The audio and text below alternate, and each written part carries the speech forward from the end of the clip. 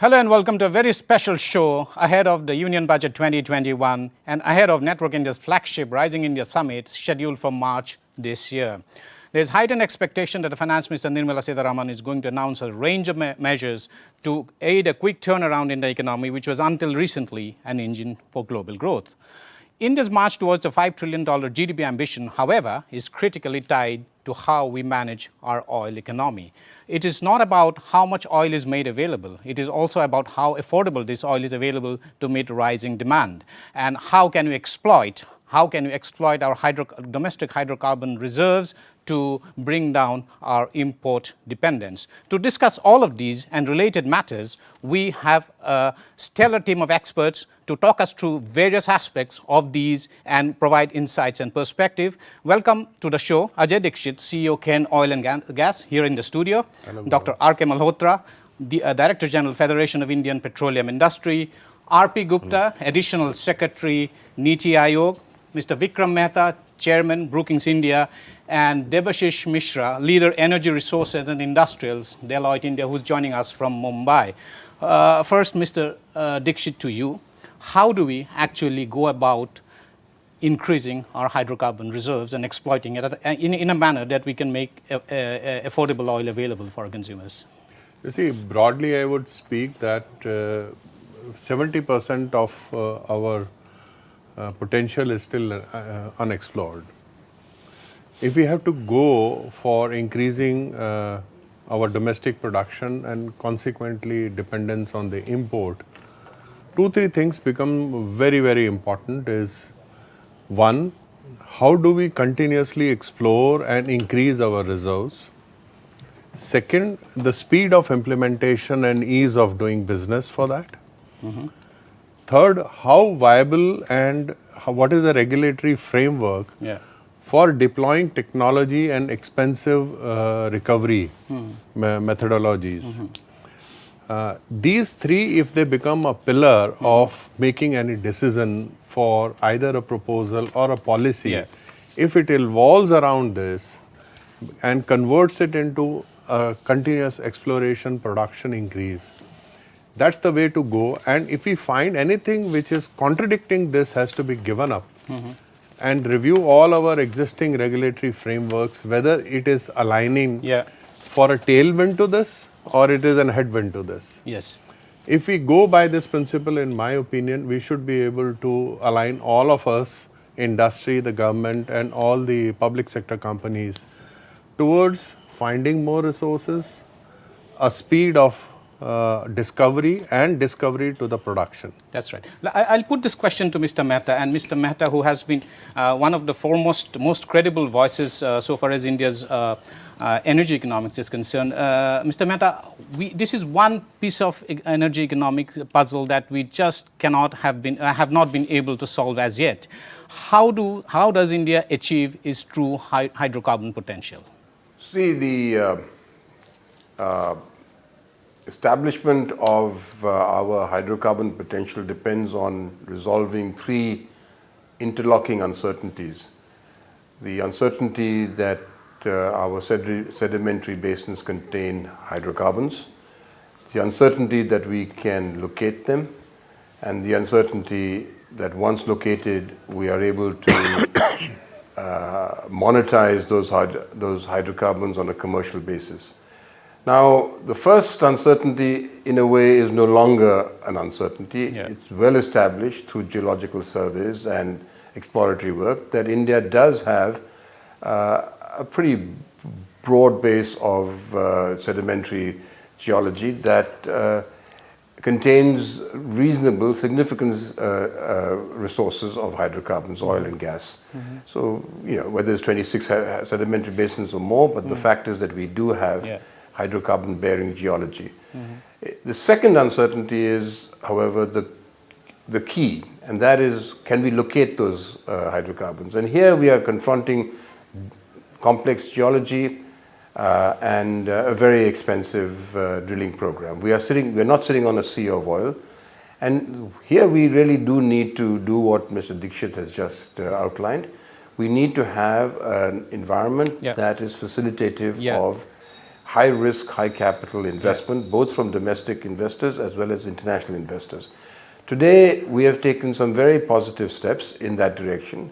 The government has taken some positive steps, but there's still a lot more to be done. Mr. Malhotra, India is set to overtake China as the biggest consumer of oil demand, and by 2024 is not very far away. And India's expanding middle class, a vast consuming middle class, is actually going to make it, reach that overtake China even more rapidly than what we probably anticipate.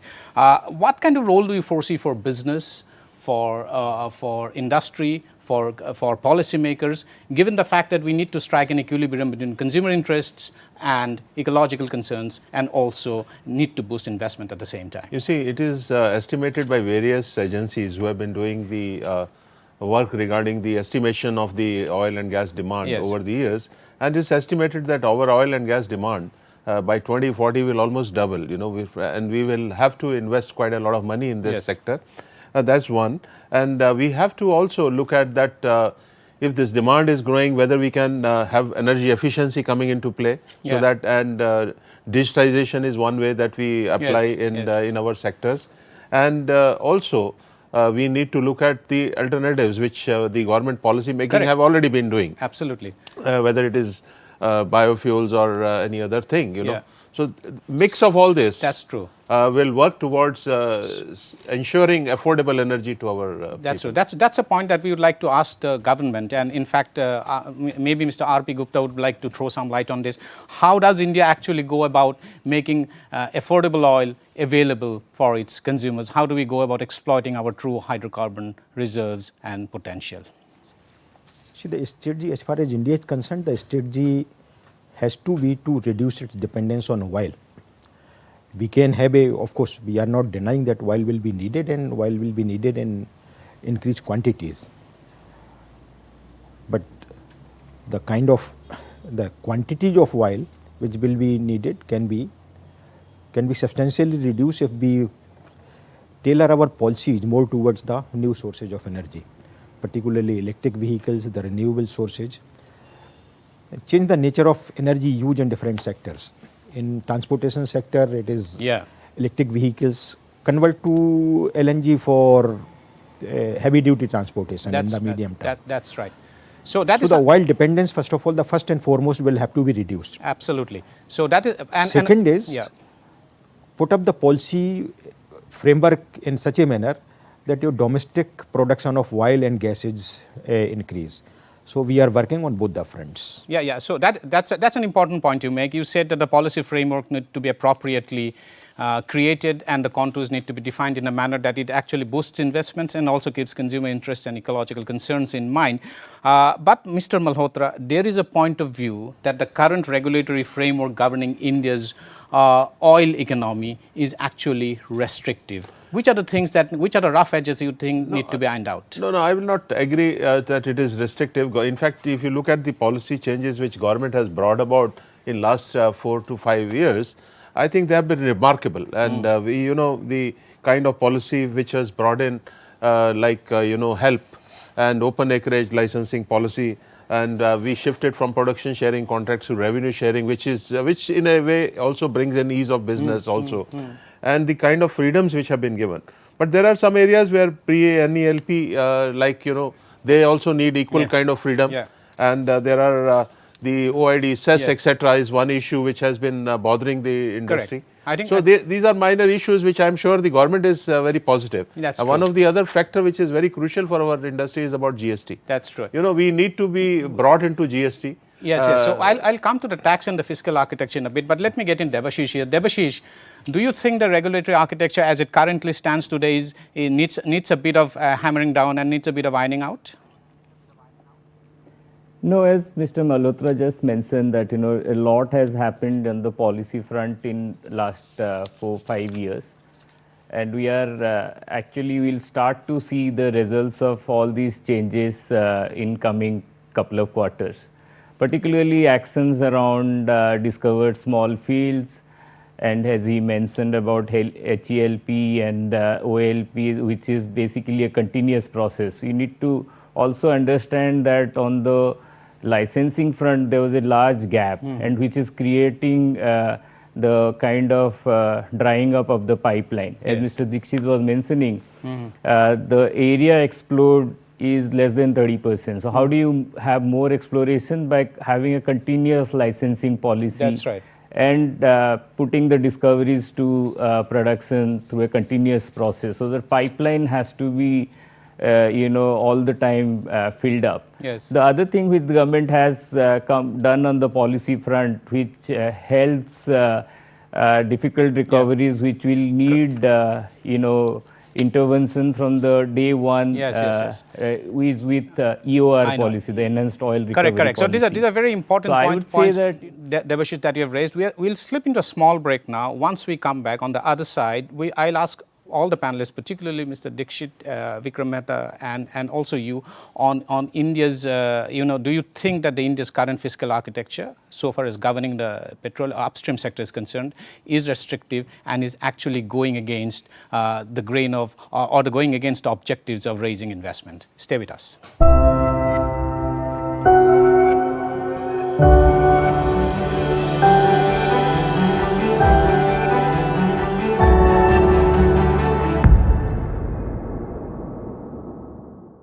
Welcome back.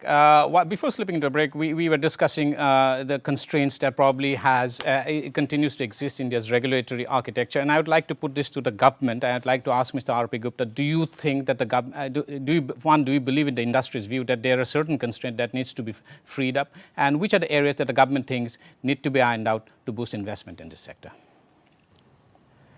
Well, to some extent, yes. And we must not forget that we have been having a government owned monopolies in oil and energy sector, and slowly we are getting into a space where it will be more and more market oriented, and that's how the regulations along with it will be they will be more tailored towards the market economy. And we are already seeing this thing happening in oil and gas sector, particularly in the exploration side. Now I feel that most of the things have been liberalized. They are more in tune with the global regulatory systems. On marketing side, on the gas and to some extent oil, yes, it is, they are a bit restrictive, but we are working towards liberalizing them gradually. Yeah, I think the industry would like to hear what are the areas you're working on, but it's good to know that the government has actually admitted that there are certain constraints. Mr. Dixit, how competitive is India's fiscal policy so far as the upstream petroleum sector is concerned? Do you think that certain specific tax measures need to be taken now in the Union Budget 2021, which is going to be presented on February 1, is the right occasion to do this? Do you think the cess needs to be completely eliminated? And which are the areas that need to be dealt with a degree of immediacy? I think it's a very good point which you have raised. I would say that while futuristically looking at help, the government is streamlining because these are the new production blocks. When it comes after success in exploration, these would be helpful what they are doing currently. Having identified what the issues are there, having ironed it out in the future, what they are going to do, the idea is to take the same lesson learned in the pre-NEL block. The majority of the industry is sitting in the pre-NEL block where the current producing fields are there, and most of these fields will complete their 25 years in 2020 itself. Yes. So one can imagine that having produced oil for 25 years, there is an extensive application of technology and a continuous exploration which is needed to fill the pipeline to continuously produce. How well and how viable the topic would be is an issue which has to be currently seen. And has successive governments actually overlooked this issue? Do you think that it's about time now to call a spade and say that no, the cess is something, an inverted duty structure that cannot exist if India is serious about exploiting its hydrocarbon reserves? Yeah, I would give you just a very simple example. cess was introduced for a specific purpose in a particular year, but that has continued. It has increased from at the time of allocation in 1995 to close to $3 a barrel to close to what is currently $13, $14, which is barrel. At the same time, the profit petroleum also has gone up from 20 to the regime of 50. Some are 60, some are 40, let's say average 50. The cess levels were actually increased in 2016-17 from a fixed level to an ad valorem level when the crude price is low. I'll come to that in a moment, but let me first get Vikram Mehta in. Mr. Mehta, two things. One, do you think that Indian taxation structure so far as the upstream oil sector or the entire oil sector is concerned is actually inverted and is a disincentive for further investment? And two, you did mention about contract sanctity. What do you think, in your view, how would you rate India's record so far as contract sanctity is concerned? On the latter point regards contract sanctity, the important question is what is the industry perception of India's record on contract sanctity, not the reality. Unfortunately, in the perception of industry, international industry in particular, is not positive. The record may not actually be that bad, but companies are still concerned about the various changes that did take place with regard to, let's say, gas marketing, gas pricing in the earlier years, and they still have to be assured that these sort of changes, retroactive and otherwise, will not occur in coming years, especially as they will need to invest a lot of money if they are to monetize the resources that they have found. So that's, I think, an issue of perception, and government has to do some hard work in addressing that. As far as the competitiveness of the fiscal structure is concerned, I'm not in the business anymore, but from whatever I read, there are two issues that strike me as being unnecessarily uncompetitive. One is the whole issue of service tax, and the other is the issue of GST. Oil and gas should be included under GST. I think one of the other panelists did mention it already, and I think it's very important that this budget take it. And as regards service tax, Mr. Dixit will be a better person to answer this, but my understanding is that service tax is levied on cash calls and on a lot of PSC payments, which in effect leads to double taxation. That's right. And this is an avoidable burden, and it will not be acceptable to any new entity that's coming into you absolutely hit the nail on the head, because GST on petroleum products, ever since GST actually kicked in from July 1, 2017, has been a sticking point. And Mr. Malhotra, during the course of the discussion here, did mention that petroleum products should be brought under GST. Mr. Malhotra, would you like to... That has been a very strong outstanding demand of our industry, that our products and crude and gas should also be brought under GST. Somehow the central government has been very positive, and whenever we have been talking to the central government, whether it is the petroleum ministry, even the earlier finance minister, Mr. Jaitley, also we had interacted, and he was saying that we are for it, but somehow the GST council and the states where the manufacturing actually happens need to be convinced. So that's one issue which has been bothering us. We have carried out a study and tried to estimate about more than around 20,000 crores are stranded taxes. Input credits we are not able to, our industry is not able to take. So I think various issues like service tax on the profit petroleum, etc., could also be resolved if the things are brought under GST. So we have carried out a study recently and submitted to government just a couple of days back a proposal that maybe you can look into various options which will help, in a revenue neutral manner somehow, that we should be under GST. Yeah, I like to put the same question to Debashish. Debashish, do you think it's about time that GST, the ambit of GST is widened to include petroleum products? If not for anything else, it's actually going to tidy up the system under which petroleum products are actually taxed in India. It looks like an ugly patchwork at this point in time. Do you think it's about time we bring GST into petroleum products? No, absolutely. And in fact, coincidentally, the study that Mr. Malhotra is mentioning, Deloitte assisted FIPI in carrying out that study. And that clearly establishes a very strong case for including GST. And, it may be done in stages like, your aviation fuel, gas, and those kind of things which are low-hanging fruit. But as Mr. Malhotra was mentioning, central government seems to be all, on board to do that, because really the players are suffering because of this trapping of such a large amount of money in the sector. But somehow I think given the federal structure and the way these things are decided in the GST Council, probably more dialogue is needed. But that's really one of the biggest demand that the sector has been expecting government to initiate the dialogue and make it happen sooner than later. Thank you so much to all our panelists. Thank you, Debashish Mishra. Thank you, Dr. R.K. Malhotra. Thank you, Ajay Dixit. And thank you, Vikram Mehta, for this wonderful, insightful discussion. Unfortunately, because of paucity of time, we have to cut it short here. But there are many issues that need to be addressed to fix India's energy economics. If India were to achieve its $5 trillion GDP potential and GDP target, we need to find ways to make affordable oil available domestically and cut down our import dependence. Thank you so much for this wonderful insight.